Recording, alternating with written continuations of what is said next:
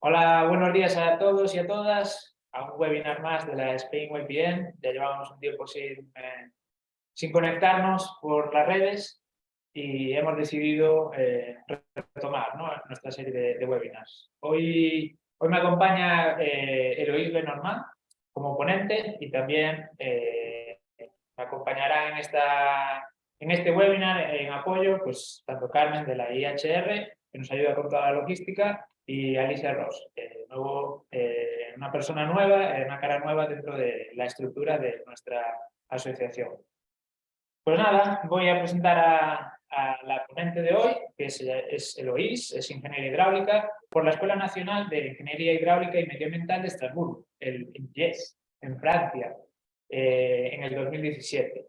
Después de terminar su carrera, Eloís tuvo un breve paso por una empresa internacional, que en este caso es la empresa Veolia, y al cabo de un tiempo pues se cambió, se volvió a la universidad para realizar y completar su doctorado en la Universidad de Estrasburgo, también en Francia, donde estudió los impactos del envejecimiento de los humedales artificiales para tratar aguas de lluvia urbana en su funcionamiento y rendimiento, que será lo que nos vaya a contar en parte el día de hoy. Ahora mismo está trabajando como investigadora postdoctoral en el INSA de Lyon, dentro de la estructura de la Universidad de Lyon, y trabaja en la modelización hidráulica para optimizar la toma de decisiones en la aplicación de soluciones basadas en la naturaleza a la gestión de las aguas pluviales.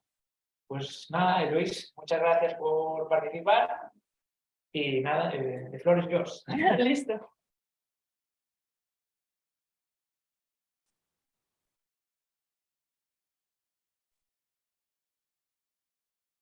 Bueno, listo. Así está bien.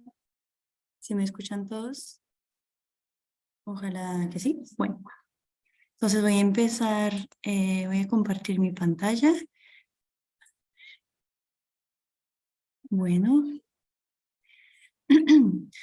Entonces, buenos días a todos. Primero de todo le quiero dar las gracias a Manuel y a la IHR para dejarme presentar hoy en día una parte de mis resultados de doctorado. Entonces, hoy les voy a hablar más precisamente de un estudio que hice en el marco de mi tesis de doctorado, que se llama Diagnóstico de la contaminación de metales en los SUDs, los sistemas urbanos de drenaje sostenibles, mediante un análisis con un equipo un poco particular, que es un equipo portátil de fluorescencia de rayos X. Entonces, bueno, Manu lo presentó perfectamente, pero quería dar una pequeña presentación que básicamente soy ingeniera hidráulica, soy francesa. Tuve una experiencia pequeña, una pasantía como ingeniera de investigación después de mi diploma de ingeniería en Colombia, también por eso puedo hablar español, castellano, y empecé mi doctorado después de eso. Siempre he trabajado más o menos con humedales artificiales para tratar aguas grises, aguas de lluvia. Entonces es un poco el hilo rojo de lo que hice en estos últimos años, y hoy en día estoy trabajando en el INSA de Lyon, en el centro de Francia. Entonces, para introducir el tema que nos interesa hoy, el contexto en el que se inscribe mi investigación es el tema del ciclo hidrológico en las zonas urbanas. Entonces, en el mundo hoy en día tenemos una urbanización creciente en todos los continentes, como se puede ver acá en este gráfico, que es el porcentaje de urbanización en el mundo en función de los años. Y con esta urbanización creciente, lo que se observa es un aumento de las superficies impermeables. Y estas superficies impermeables van cambiando el ciclo hidrológico, como lo conocemos en un terreno más natural, menos antropizado.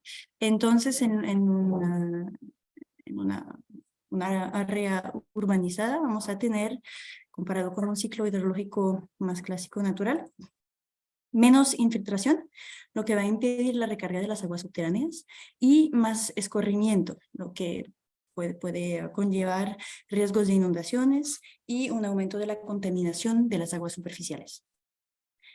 Para remediar este problema, una de las soluciones es la implementación de unas nature-based solutions, soluciones basadas en la naturaleza, que son obras de ingeniería ecológica en general bastante rústicas, en general también vegetalizadas, las nature-based solutions. Entonces implementar este tipo de obras de ingeniería ecológica en las ciudades permitiría luchar contra los problemas que conlleva la urbanización en las ciudades. Y la idea es hacer la ciudad más permeable, o sea, ir hacia un concepto de ciudad esponja, como se dice en China, que la ciudad sea más permeable. Entonces existe una gran variedad de NBS, Nature Based Solution, para tratar aguas residuales, aguas de lluvia y todo eso. Y lo que nos interesa hoy son las NBS para tratar aguas de lluvia. Y estos NBS se llaman SUDS, que quiere decir Sistemas Urbanos de Drenaje Sostenible. Entonces hoy en día vamos a enfocarnos en el tratamiento, en la gestión de las aguas de lluvia en las zonas urbanas. Existen también muchos tipos de SUDS diferentes. Yo voy a dar solo 3 ejemplos. Por ejemplo, Infiltration Basin, como acá un ejemplo en Francia, que es un huequito vegetalizado con plantas. Perdón. También existen obras de tipo estanque, como acá un estanque de sedimentación en Dinamarca. Y otra tecnología, otra obra que se puede implementar como SUD es un SUD de tipo humedal artificial, como acá en ese ejemplo en Suecia. Y yo voy a enfocarme en este tipo de SUD. Es lo que estudié en Estrasburgo, es un humedal artificial que les voy a presentar ahorita. Entonces, lo que estudié más precisamente es la problemática del envejecimiento de estas obras. Hoy en día, porque estas obras, los SUDs, están bastante recientes, o sea, y no tenemos muchos datos sobre el funcionamiento a largo plazo. Entonces, hay 2 reviews que son bastante recientes, la de Young 2022 y Wong 2021, que subrayan el hecho de que necesitamos más investigación sobre los SUDs que tienen más de 5 años para tener más retorno de experiencia. ¿Y por qué? Porque pues a lo largo del tiempo, a lo largo de que funcionan estos SUDs, tenemos diferentes síntomas del envejecimiento que se pueden llevar problemáticos o que por lo menos hay que seguir, que estudiar. Entonces tenemos una acumulación de sedimentos, como lo podemos ver acá. Normalmente puede ser un objetivo, por ejemplo, un estanque de sedimentación. Es normal que se llene de sedimentos, pero en un momento hay que quitar esos sedimentos y la idea es saber cuándo. Podemos tener otro problema que es otro síntoma del envejecimiento, que es el almacenamiento de microcontaminantes que están contenidos en las aguas de lluvia. Un desarrollo espontáneo y a veces muy importante de biodiversidad vegetal, como acá se puede ver en esta foto, donde hay muchísimas plantas. Y al final la pregunta es, ¿cuál es el impacto de todos estos síntomas de envejecimiento sobre las funcionalidades claves de los SUDs? Y cuál es el impacto sobre el mantenimiento que debemos dar a estos SUDs. Entonces, acá me voy a enfocar en un SUD de tipo reed bed filter. Es un filtro plantado con plantas, con carrizos. Y yo voy a estudiar, yo voy a presentar el estudio que hice sobre el almacenamiento de metales, microcontaminantes en estos SUDs. Entonces, hay 3 objetivos principales. El primer objetivo era desarrollar un protocolo que se pueda utilizar in situ, en el terreno, que sea no destructivo y fiable para cuantificar y medir los metales almacenados en los SUDs de tipo reed bed filter, gracias a una nueva técnica que es la técnica de fluorescencia de rayos X. El segundo objetivo era proponer una visualización un poco gráfica de la distribución espacial de esta contaminación por metales. Y al final, sabiendo todo eso, el tercer objetivo es de poder proponer unos métodos de gestión adecuados para la ciudad o la entidad que está encargada de de hacer el mantenimiento de estos SUDs. Entonces, en materia de métodos, entonces le voy a presentar el sitio donde trabajé, que es un sitio piloto en Estrasburgo. Entonces, Estrasburgo es una ciudad del noreste de Francia. Acá podemos ver el puntico. Está justo, está cerca de Alemania, pero no está en Alemania, está en Francia. Entonces, mi sitio de estudio se encuentra en plena ciudad, como lo podemos ver acá, hay casitas. Y nos interesamos a 3 cuencas, acá 1, 2, 3, de tipo urbana residencial. Y a un río en particular, acá el río, pues el arroyo más bien, es un río chiquito, un arroyo, el arroyo de los Waldaukaben. Este arroyo fue diagnosticado en muy mal estado ecológico y físico-químico en 2006 y hubo un proyecto por parte de la Eurometrópolis, perdón, de Estrasburgo, la ciudad de Estrasburgo, para restaurar la calidad de este arroyo. Entonces, en el marco de toda esta restauración, la ciudad de Estrasburgo implementó 3 SUDs, acá que podemos ver en negro, entre la salida de las cuencas y el arroyo Oswaldo-Haben, para protegerlo. Entonces, estos 3 SUDs están de tipo humedad artificial y los 3 están construidos sobre la misma basis.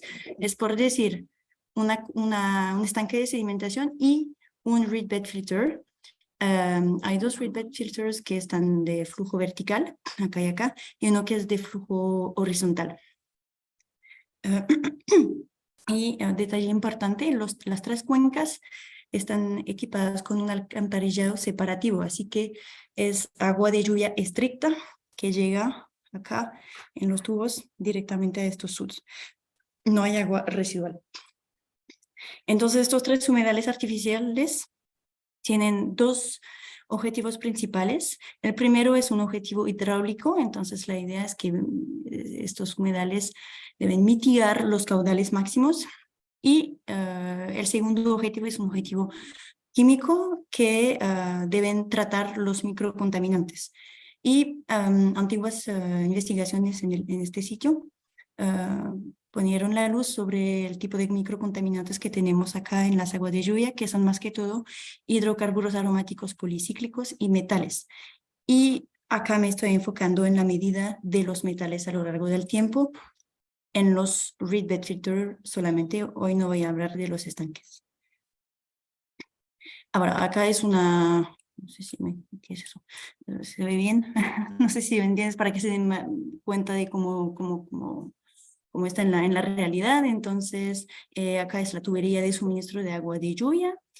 Acá el estanque, acá hay 2 desbordes, acá la tubería, pues que está inundada. De hecho, en esta foto está por debajo del agua, pero hay un tubo que vincula el estanque con el reed bed filter que podemos ver acá, que no vemos los carrizos porque en este momento los habían cortado los del mantenimiento de las plantas, pero claro, eso era el humedal número 1. No funciona. Bueno, y eso es una foto del humedal número 2, donde igual, pues, como lo pueden ver, misma construcción, el tubo, el estanque, desborde, acá hay una estación meteorológica, el tubo, acá se ve mejor, y acá el reed bed filter de flujo horizontal, donde se ven bien los carizos. Bueno, así está en la realidad. Entonces, una información importante también es, como lo dije ahorita, hay 2 tipos de reed bed filter.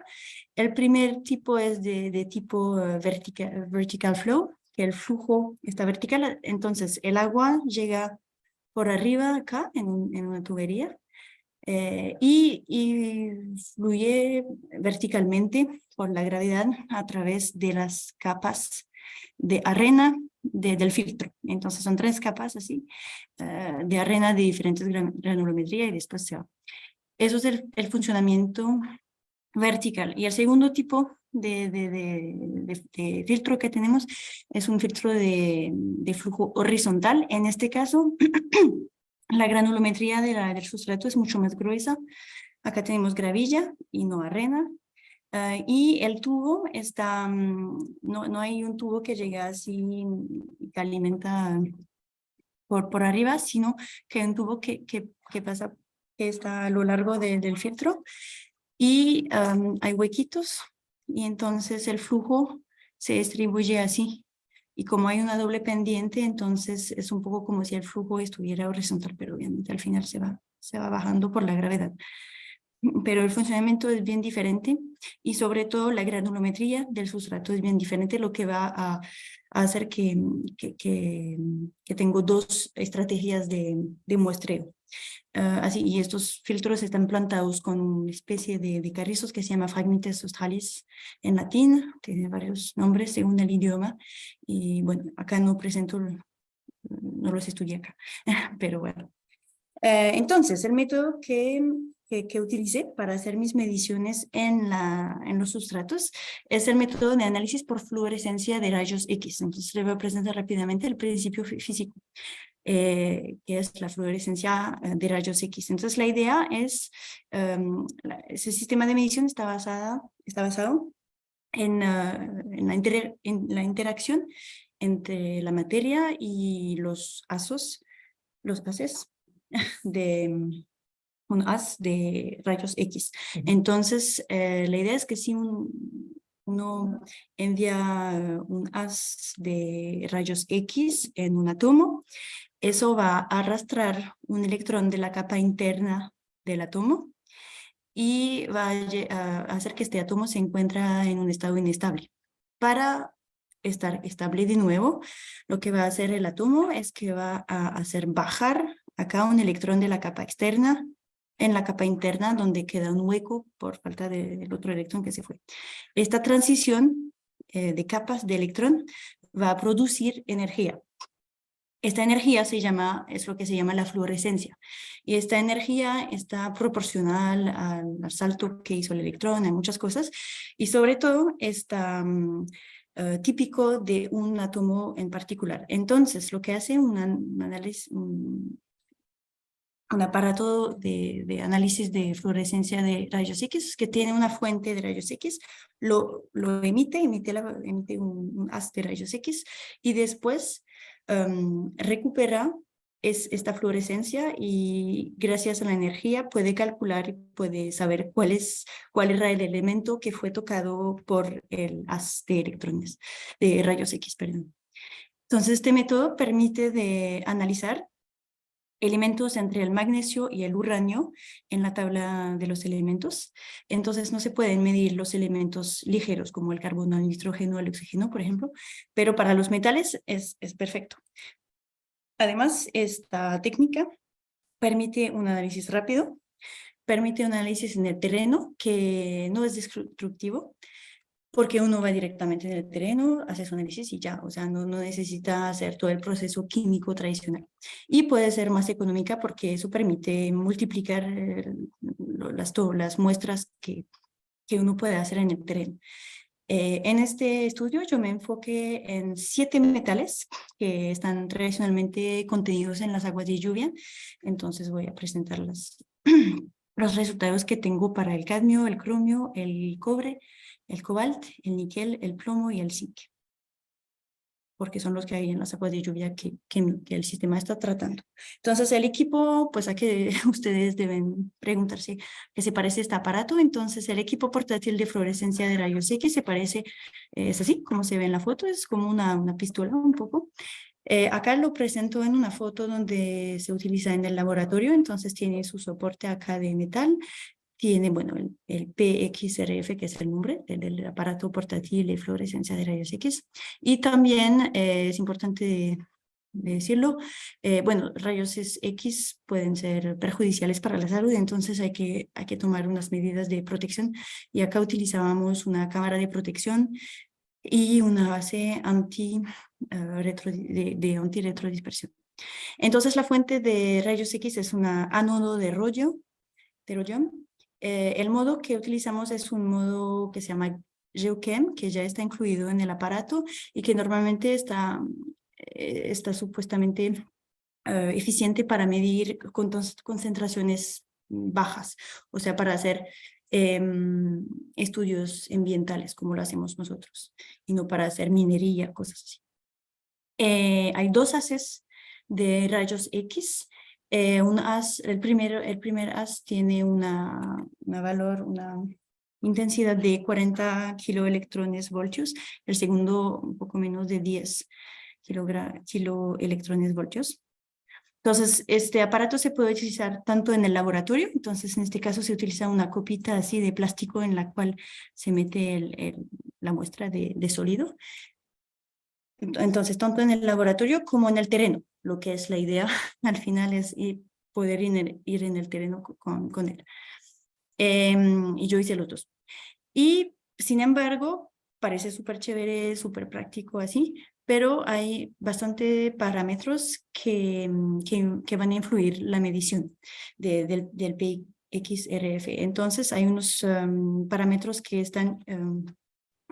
que vienen del aparato como tal, o sea, el tiempo de medición, cuánto tiempo vamos a quedarnos con los haces, el tipo de ánodo que lleva el aparato, pues eso no lo podemos cambiar, pero bueno, al momento de comprar uno puede elegir, o la calidad de la lámina de Kapton, que es una lámina que viene acá a nivel de la cabeza del aparato. Hay que cambiarla de vez en cuando, entonces es bastante importante. Y hay otros parámetros que están vinculados con la muestra como tal. Por ejemplo, la cantidad, el contenido en agua del muestro de suelo, la granulometría, el espesor o posiblemente algunas interferencias entre los metales o los elementos contenidos en el sustrato que estamos analizando. Por todas estas razones, la calibración es una etapa muy, muy importante en la utilización de este tipo de aparato para asegurarse unas medidas fiables.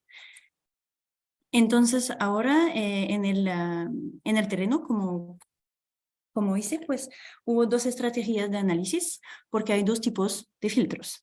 En el filtro vertical, en el read bed filter vertical, si se acuerdan, la granulometría es de tipo arena y además en la superficie hay un depósito de materia orgánica, como se puede ver acá, es un poco marrón. Y en el filtro horizontal, la granulometría es más gruesa, con gravillas.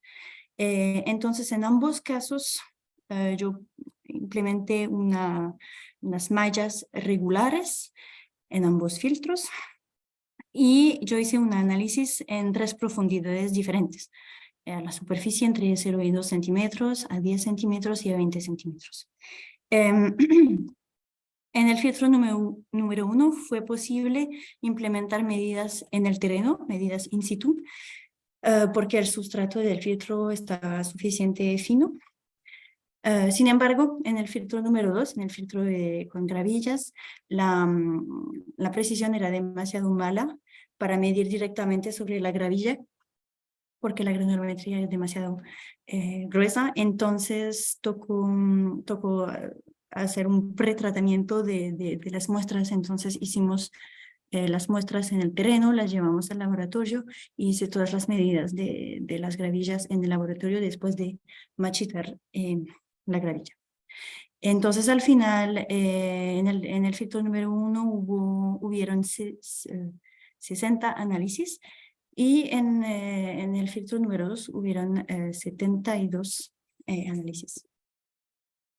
Entonces, ahora los resultados. Entonces, primera cosa que voy a hacer es que voy a presentar 2 diapositivas sobre la parte de calibración, que es bastante importante para darse cuenta de la fiabilidad de los resultados. Entonces, acá lo que presento es la precisión de los resultados obtenidos con el PXRF. Entonces lo presento como el error estándar relativo. Entonces, por decir que yo medí una muestra, la medí 5 veces en cadena y yo miré si el resultado era el mismo o no. Entonces, esta dispersión está demostrada con el error estándar relativo. Entonces, lo más baja es el ERS, lo mejor es la precisión. Y acá lo que podemos ver en la frecuencia acumulativa de las muestras es que 60% de las muestras tienen un error relativo que es menos de 5%. Entonces, eso destaca una precisión muy alta de los resultados. Y 80% de las muestras, entonces casi todas las muestras, tienen una precisión moderada, entonces de menos del 10% de error, entonces muy buena. Al final pude concluir que la precisión de mis medidas con el PXRF era muy buena para casi todas las muestras. Segunda cosa que podemos mirar, acá yo miré el detalle metal por metal. Entonces acá son los metales que me interesan. La primera cosa que podemos ver es que el cobre, el níquel, el plomo y el zinc tienen todos, acá es la mediana, un error mediana muy baja, por menos, que es de menos de 5%, es muy bueno. El cromo, acá, el cromo, él tiene un error un poco más grande, lo que se encuentra en la literatura, o sea, este metal es más difícil de detectar precisamente con el PXRF por problemas de interferencia con otros metales. Eso se puede ver en la literatura. Entonces no me inquieto más que eso, o sea, era normal encontrar esto, pero entonces hay que tener cuidado con los resultados que tenemos con el cromio. Y el zinc, lo interesante es que tiene una gama muy grande de errores, a veces puede tener muy grandes errores hasta 15% como más pequeñas, y eso yo concluí que era por el hecho de que es el metal que está detectado en las concentraciones más altas, entonces obviamente también tiene más fluctuación en la calidad de la medida. Lo que hice también es pues enviar unas de mis muestras, también las envié en un laboratorio acreditado para que haya una medición tradicional, entonces una medición química por ICP-MS de las muestras para terminar la calibración.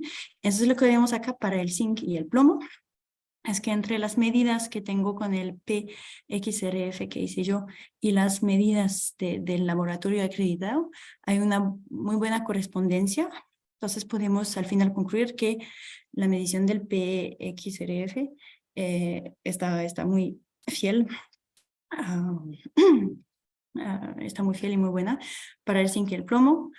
Para el cobre es un poco menos buena, pero igual que queda bien. Y para el cromo, pues ahora tenemos el mismo problema que ahorita. Eso está en la literatura, acá, Maniken y Ravansari. Dicen que sí, bueno, el cromo no se detecta muy bien con el PXRF, entonces vamos a tener mucho cuidado al momento de interpretar los resultados que tenemos con el cromo. Bueno, entonces acá les presento de verdad sí los resultados. Entonces acá son los resultados de la distribución espacial de los metales, de las concentraciones en metales, en el filtro número 1. Si se acuerdan, es el filtro de flujo vertical. Entonces acá es una vista desde arriba del filtro. Entonces acá se ve el filtro y acá son los tubos de suministro del agua. Entonces, acá hay el níquel, cobre, zinc, plomo, cromo. Y lo más oscuro del color, lo más concentrado el metal. Estos gráficos los obtuve gracias a una interpolación por Kriging, que permite tener este tipo de resultados. Si se acuerdan bien, eso es del análisis in situ, entonces los análisis que hice directamente en el terreno, entonces solo es de la capa superior, entonces los primeros centímetros. Bueno, un primer resultado que tenemos es que, bueno, acá yo puse círculos rojos a nivel de las salidas de los tubos de suministro de agua, y lo que podemos notar es que estos puntos corresponden con los lugares donde más concentraciones en metales se encuentran. Eso puede parecer obvio, porque, bueno, sí, obviamente es donde llega el agua contaminada, el agua de lluvia contaminada, pero la idea era cuantificar también cuánto era el impacto de la llegada de metales sobre los filtros. Entonces lo que hice es que comparé la concentración en metales que medía con el geological background, porque la arena que constituye el filtro ya tiene naturalmente unos metales, zinc en particular, a veces cobre, eso. Entonces yo conocía ya el geological background y calculé en el enriquecimiento en metales comparado con el geological background para ser capaz de decir si esta concentración que mide viene de un aporte en metal que es exterior a lo que ya tenemos. Entonces, para el zinc, lo que calculé es que tenemos 95 más de zinc, el ratio entre el geological background y la concentración que medí es de 95. Para el cobre de 11 y para el plomo es un poco menos de 9.5. Para el níquel yo no encontré diferencias estadísticas significativamente diferente, entonces considero que no hubo enriquecimiento en níquel en el filtro, entonces lo que medí es de hecho la cantidad de níquel en el geological background de la arena. Eso es coherente también con el hecho de que el níquel no está muy detectado en las aguas de lluvia, porque también tengo estos datos. Lo que hice más, además de decir, bueno, si hay concentraciones altas donde el agua llega, es que yo cuantifiqué esto. Entonces lo que hice es que yo calculé más bien la superficie del filtro que está afectada por las concentraciones más altas en zinc. Entonces, como límites, tomé la mediana y el tercer quartile como indicadores. Entonces lo que vi es, por ejemplo, con el zinc, que es el metal más concentrado, como lo pueden ver, puede ir hasta 1600 ppm, es que tengo solamente 34% de la superficie del filtro que está impactada por por concentraciones superiores a la mediana, o sea, las 50% de concentraciones más altas en zinc. Entonces, solamente un tercio del filtro está de verdad utilizada para almacenar mucho zinc. Y si miro las 15% de concentraciones más altas, solo son 17% del filtro para el zinc o 22% para el plomo. Entonces, eso es interesante porque desde un punto de vista del mantenimiento o también del diseño de los filtros, eso quiere decir que al final solo una parte pequeña del filtro está involucrada en el almacenamiento de los metales y bueno. Ahora los resultados para el filtro de flujo horizontal. Entonces, esto es una vista desde arriba del filtro. Acá está el tubo de suministro de agua. Y acá son los puntos, las cruces son los puntos donde medí. Entonces, en este caso, si se acuerdan, yo hice todo en el laboratorio, entonces a partir de las gravillas, así, yo los marchité y se volvió así pólvora. Y lo que analicé fue la pólvora. Acá son los resultados sobre las tres profundidades.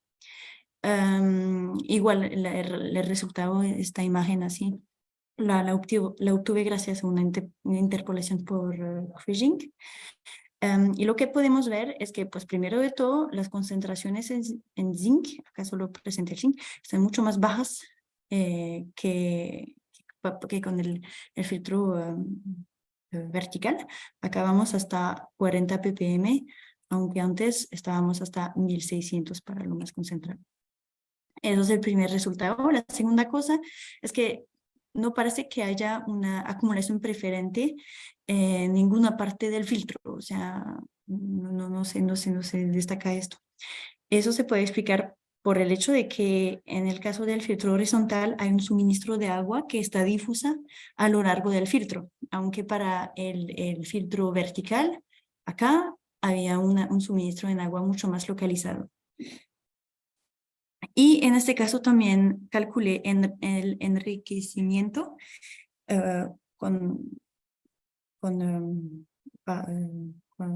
comparativamente al geological background.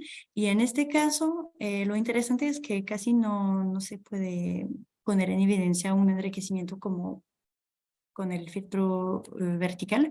El zinc solo demuestra un enriquecimiento de 1.4 y para el cobre, el plomo, el níquel y el cromio, el enriquecimiento es también casi nulo. Entonces, lo que hice luego fue que, bueno, lo que quise hacer es que acá no pude, o sea, si uno compara los dos filtros, se dice, bueno, el filtro vertical es mucho mejor porque va a almacenar mucho más metales. Pero el problema es que la granulometría de los sustratos no era la misma. Entonces, lo que quise hacer es calcular todo, como normalizar todo por la superficie específica del sustrato. Entonces, para explicar un poco lo que es la superficie específica, pues en una partícula de sólida, acá es la cosita negra, pueden haber poros, como se ven acá, huequitos, y entonces lo interesante para el mecanismo de almacenamiento de los metales, que es la adsorción, el parámetro importante es esta superficie específica, que es todo lo que está acá en rojo. Y eso, lo más chiquita es la partícula, lo más grande es la superficie específica. Y entre arena y gravilla, entonces la superficie específica no es la misma. Entonces, lo que hice es que calcule la superficie específica de la arena, del filtro vertical, y de las gravillas del filtro horizontal y normalice todas mis concentraciones con esta superficie específica para que sean comparables los resultados. Entonces, acá tenemos un perfil vertical en la profundidad del filtro vertical y acá igual en el filtro horizontal. O sea, si se acuerdan, en el filtro vertical los primeros centímetros tienen materia orgánica, aunque en el filtro horizontal no hay. Este dato es importante porque los metales, que son aniones, cuando están disueltos en el agua, tienen una afinidad particular con la materia orgánica. Entonces, van a fijarse muy fuertemente con las capas de sedimentos que tienen materia orgánica. Y en efecto es lo que podemos ver acá. Acá, primera cosa, es que, bueno, entre el filtro vertical y el horizontal tenemos el mismo orden de magnitud de concentraciones. Entonces, está muy interesante, porque ahorita no es lo que veíamos, pero si normalizamos con la superficie específica, sí tenemos el mismo rango de concentración. Entonces, ambos filtros pueden almacenar más o menos la misma cantidad de metales, excepto con el zinc, porque si se fijan acá el zinc en el filtro vertical tiene otra escala y está mucho más almacenado en el filtro vertical. Eso es la primera información. Para los otros metales es igual. Segunda información, hay una diferencia de almacenamiento según la profundidad, especialmente en el filtro vertical. Hay más metales almacenados en la capa superior y eso se puede explicar, como lo dije, por la presencia de materia orgánica que tiene una afinidad muy fuerte con esos metales. Aunque en el filtro horizontal no hay diferencia significativa. Entonces, si miro metal por metal, el cobre, el zinc y el plomo están, de hecho, significativamente más concentrados en el filtro vertical. Con el zinc se ve al ojo, así con la escala. Para el cromio, el mismo orden de magnitud está observado, no hay diferencia significativa. Entonces, al final, lo que se puede concluir es que el filtro número 1, que es el filtro vertical, tiene una mejor absorción de los metales. Además, esta absorción ocurre más que todo en la parte superior del filtro, lo que es muy interesante desde un punto de vista del mantenimiento, porque es más fácil de llegar, de quitar la capa superior del filtro como mantenimiento, más bien que de llegar y quitar todo el sustrato. Entonces, desde un punto de vista de la ciudad, por ejemplo, de Estrasburgo, este resultado fue interesante. Entonces, para concluir todo esto, lo que le presenté acá fue la utilización de un aparato portátil de rayos de fluorescencia de rayos X, donde hice toda la calibración. Esta calibración toma muchísimo tiempo, pero es indispensable si uno quiere tener resultados fiables Gracias a esta calibración pudimos llevar a cabo análisis in situ y análisis de gravilla de una granulometría gruesa. Entonces tuvimos campañas in situ, campañas de laboratorio y al final permitió concluir que el PXRF puede ser utilizado sobre el terreno como rutina de control del almacenamiento de metales en los SUDs. Acá lo aplicamos para unos filtros.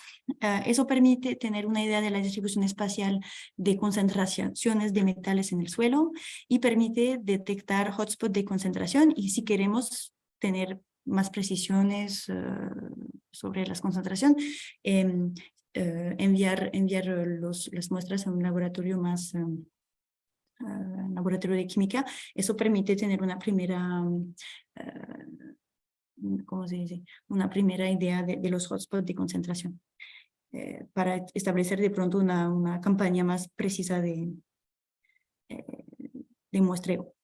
Y al final, si tenemos que comparar ambas tecnologías de filtro, pues el filtro con flujo vertical se destaca particularmente porque tiene un factor de enriquecimiento de metales que va de 1.5 a más de 80, de hecho, para el zinc, entonces almacena bastante los metales. Al máximo, 34% de la superficie de este filtro en Estrasburgo absorbe el 50% de las concentraciones más altas, lo que puede hacer pensar que de pronto está sobredimensionado a nivel químico, no a nivel hidráulico. Bueno, puede llevar unas preguntas científicas.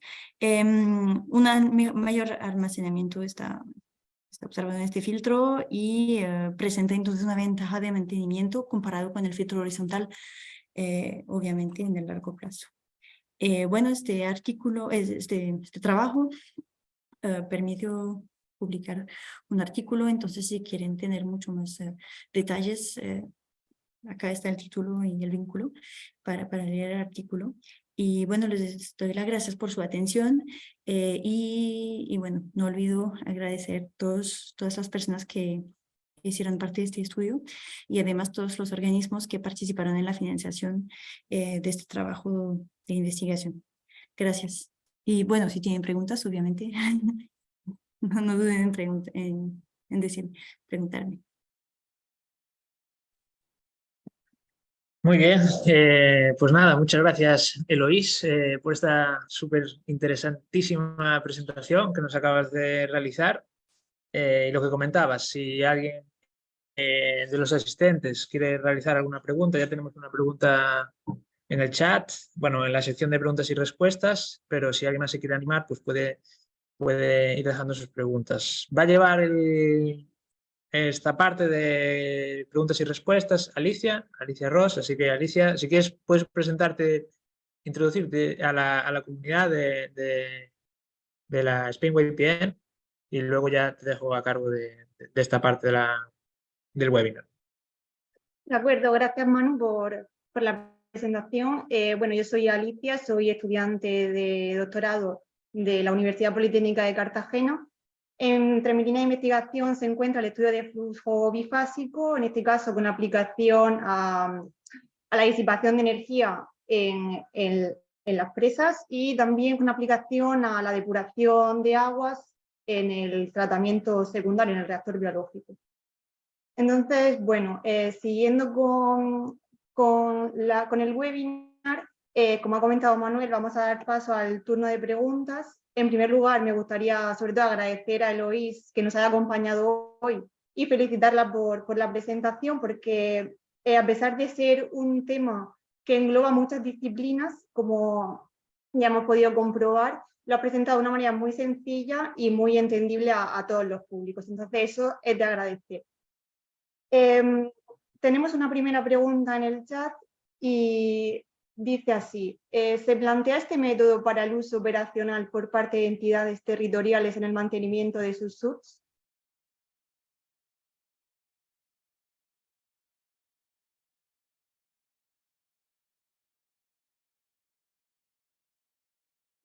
Perdón. Bueno, la pregunta se plantea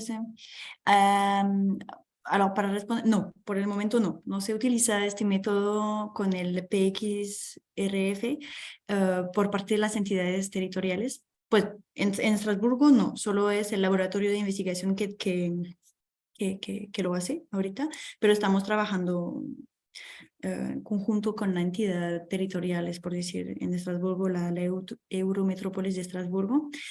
De lo que sepa, no, en Francia no hay ciudad así que tiene este aparato para hacer las medidas independientemente.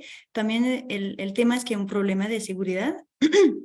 Este aparato tiene una fuente radioactiva.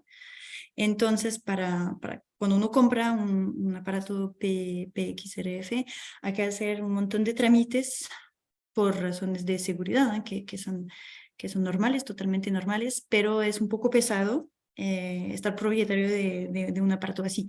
Entonces, nosotros lo hicimos como laboratorio de investigación, pero de pronto para una administración pública, o sea, para una ciudad, una entidad pública, de pronto sería un poco pesado. Entonces, nuestra organización en Estrasburgo era bastante interesante, me parece, porque igual nosotros como universidad pública estábamos propietarios del aparato y trabajábamos con la ciudad. Entonces, yo sé que en Francia hay varios laboratorios que tienen un aparato así. En Marsella lo tienen, en el sur de Francia. Me parece que en Nantes también lo tienen. Entonces, unos laboratorios públicos ya tienen este aparato disponible para colaboraciones con entidades territoriales. Pero, bueno, no sé si respondo a la Vale. pregunta. Sí, gracias, Eloís. En parte ya respondí incluso a la segunda de las preguntas, que dice si es necesaria una larga capacitación para la utilización de estos equipos. La respuesta es no, la capacitación es bastante fácil, una media jornada nada más, porque en nuestro caso el uso que teníamos del aparato era básico. Entonces hay diferentes niveles de seguridad y estábamos en el más bajo, como el más abierto. Entonces la capacitación que tuvimos fue una capacitación de mediodía, que es más que todo una capacitación sobre los riesgos de los rayos X sobre la salud, las buenas prácticas que son, bueno, no apuntar a la gente o con los rayos y encerrar bien la cosa más importante es que la fuente radioactiva no sea accesible a todo el mundo, entonces hay que encerrarla en 2 cuartos diferentes. Bueno, eso era todo. Una vez que tú estás bien, ¿cómo se dice? Riguroso con esto, no hay lío y es rápido. Hasta pude hacer la capacitación a un intern, a un pasante que vino conmigo en el laboratorio y bueno, sí fue un mediodía, con una organización acreditada, pero fácil. Gracias. De momento, dado que no hay ninguna otra pregunta, me voy a animar a plantearte yo una cuestión, y es la siguiente. Me viene relacionada con los equipos que has empleado, con la instrumentación con la que has trabajado. Entonces, en este caso comentas que has trabajado con equipos portátiles de fluorescencia de rayos X, y mi pregunta es si además de, bueno, haber hecho esta calibración midiendo en varias ocasiones en el mismo punto, si además habéis llevado a cabo otras técnicas de laboratorio que verifiquen pues esa validez de los resultados, porque sí que comentabas que en el humedal de flujo horizontal, debido a la granulometría, habéis tenido que hacer una campaña en laboratorio. Entonces, saber si se ha empleado el mismo equipo o si se han tenido que aplicar nuevas técnicas. Sí, bueno, gracias por la pregunta, Alicia. Sí, de hecho, no hablé de esto, pero pues acá tengo unos slides adicionales. Ay, no. Bueno, perdón, está en francés, pero bueno, pueden entender, imagino. Entonces, lo que hicimos para medir las gravillas del filtro de flujo horizontal es lo siguiente, es que lo llevamos al laboratorio, lo secamos para estar seguro que no había que no había agua. Y bueno, el filtro número 2. Y después marchitamos, we crushed, lo de las gravillas en una máquina que está hecha para esto, y al final tuvimos esta pólvora. Entonces, lo que hicimos es después lo pasamos en un colador para tener varias granulometría. Entonces, hicimos todo un estudio preliminario donde medimos en varios, bueno, lo pasé en coladores de diferentes tamaños. Entonces, lo que pasa es que después yo medí con Coralie, que estaba la pasante conmigo, nosotras, medimos un montón de muestras y después hicimos, pues lo hicimos todo con el PXRF, pero después hicimos unos análisis estadísticas para ver si había una diferencia significativa entre las concentraciones que obteníamos en una granulometría fina o en una granulometría más gruesa.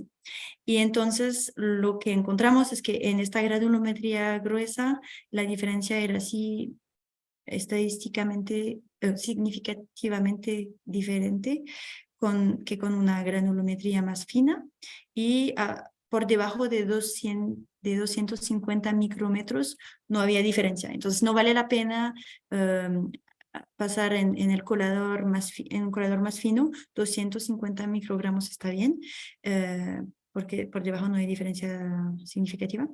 Y obviamente eso lo comparamos con los resultados del laboratorio acreditado, que eso siempre fue nuestro valor de referencia, digamos.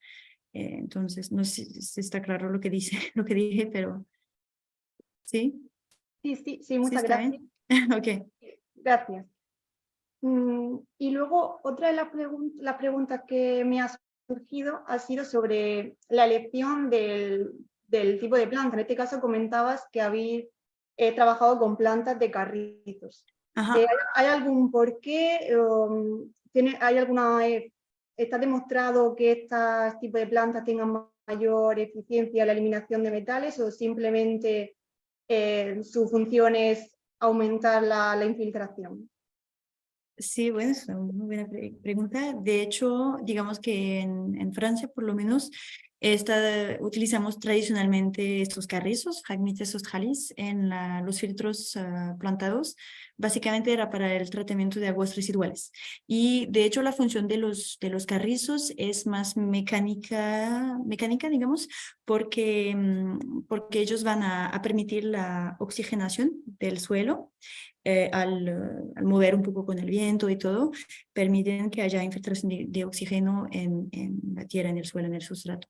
Eso es bastante importante cuando se trata de tratar aguas residuales, porque uno necesita oxidación de la materia orgánica y todo. En el caso de las aguas de lluvia, lo que hizo la ciudad de Estrasburgo cuando diseñó esto, pues es que retomó esta idea de esta tecnología que ya existía para las aguas residuales e intentó aplicarla a las aguas de lluvia. En este caso, los carrizos también tienen esta función, ¿verdad?, de oxigenar un poco el sustrato para tener un ámbito aeróbico con oxígeno libre.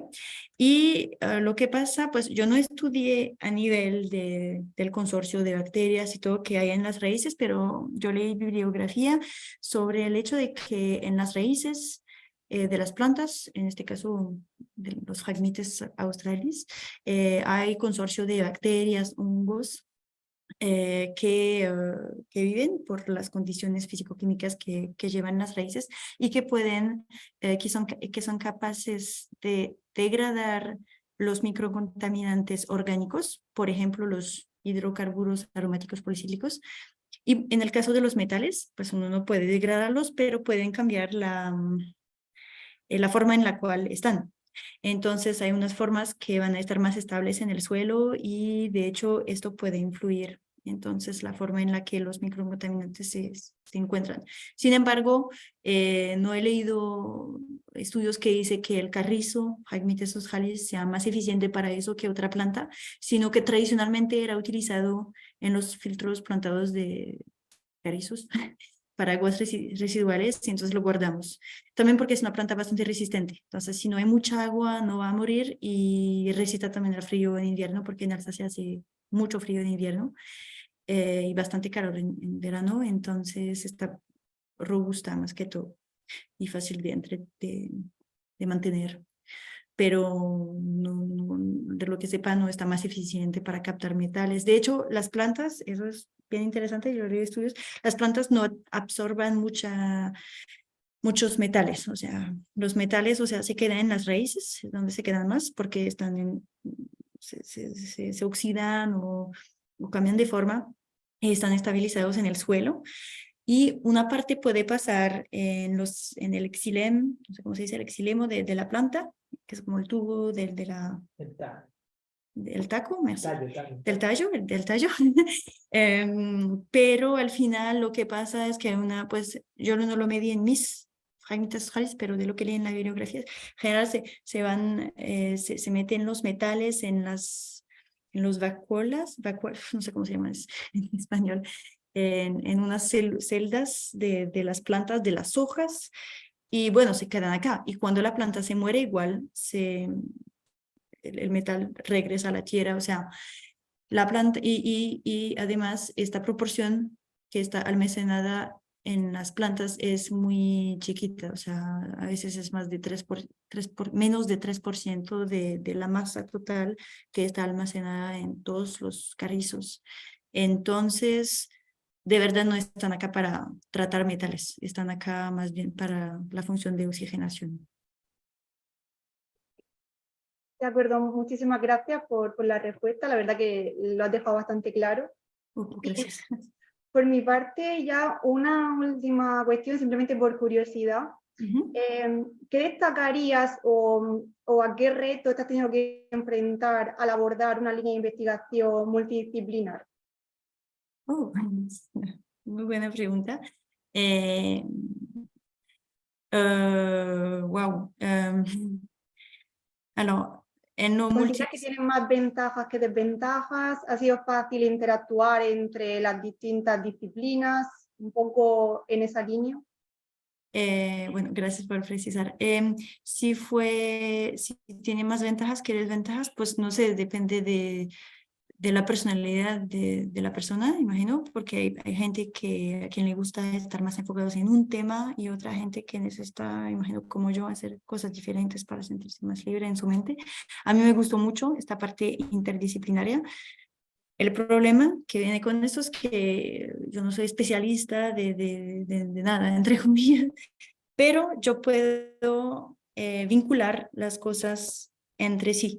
Y me parece particularmente interesante en un sistema como este humedal artificial en el que trabajé, porque como es un sistema natural, pues artificial, pero funciona como un ecosistema natural, en fin, uno necesita un poco de todo, uno necesita un poco de botánica, de ecología vegetal, como de hidráulica, de hidrología, de química, mucho química de hecho, para entender los procesos y entonces todo esto es muy complementario. Y entonces esta interdisciplinaridad permite entender mejor el funcionamiento a la escala del sistema. Pero yo trabajé esa escala, la escala del sistema, entonces no trabajé a la escala del proceso de tal cosa. Hay gente que hace eso.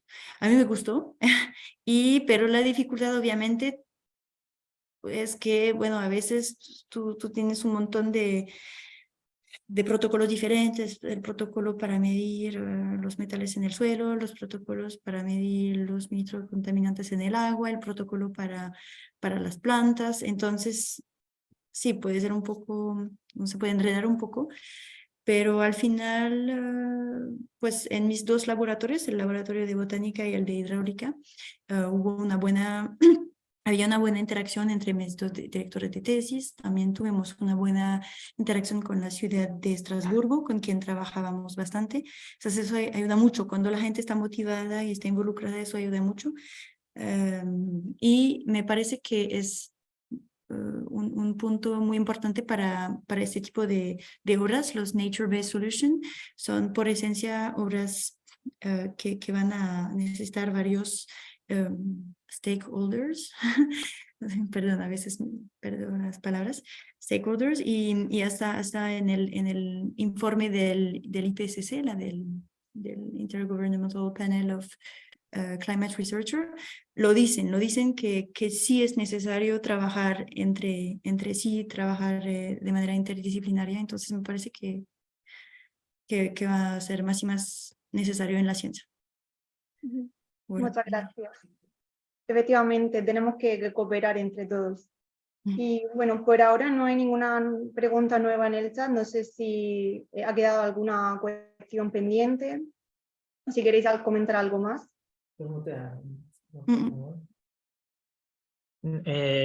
Nada, iba a hacer una... Tengo aquí mi lista de preguntas, pero la última pregunta, Alicia, ha sido muy buena. Yo creo que es un buen momento para dejarlo aquí. Como estoy aquí con Eloís en el despacho, pues ya le haré la pregunta offline. Y así mantenemos la hora nos ajustamos a la hora de webinar. Nada, gracias Alicia por llevar esta sección. Muy bien. Preguntas muy interesantes.